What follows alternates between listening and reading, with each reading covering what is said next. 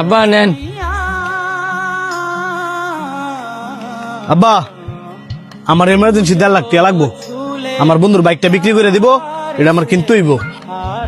কি কস এই মুহূর্তে আমি 1.5 লাখ টাকা পাবো কই?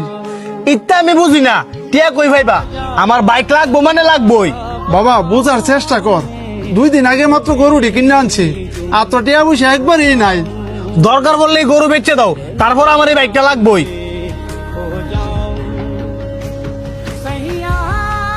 বাবা তুই সব কি কইতাছস? আমি ঠিকই কইতাছি, তুমি না ব্যস্ত হলে কও, আমি হাড়ো গিয়ে বেচে টিয়া লই।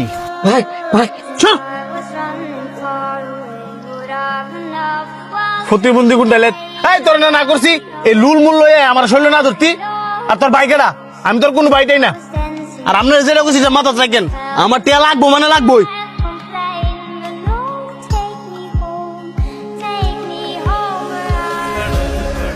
আব্বা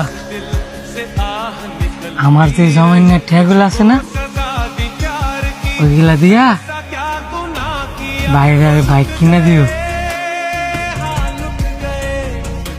কি কস বাবা? এইগুলা তো তোর প্রতিবন্ধী ভাতার টাকা। আমি বাতারটে দেখি খাবো, আপনি বাইরে বাইক কিনা দেন, ভাই অনেক খুশি হইব। ওই বাইক দিয়া আমার ভাই আমার ঘুরাইব। তুই কইতাছস কিনা দিতাম?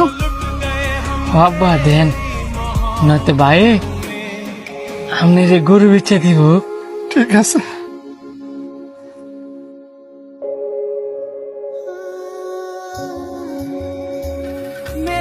কাকা, ও কাকা, আপনার বড় বড় তো বাইক অ্যাক্সিডেন্ট করছে।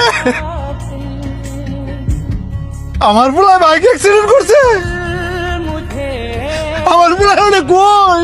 আপনার পোলার সবাই হাসপাতালে লেগেছে, আপনি আয়না আমার লেগে তাড়াতাড়ি।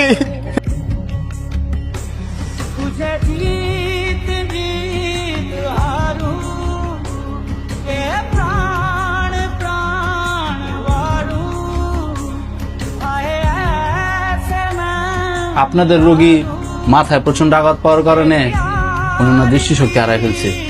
কি কোন ডাক্তার? তাহলে কি আমার পোলা আর কোনোদিন চোখে দেখবো না?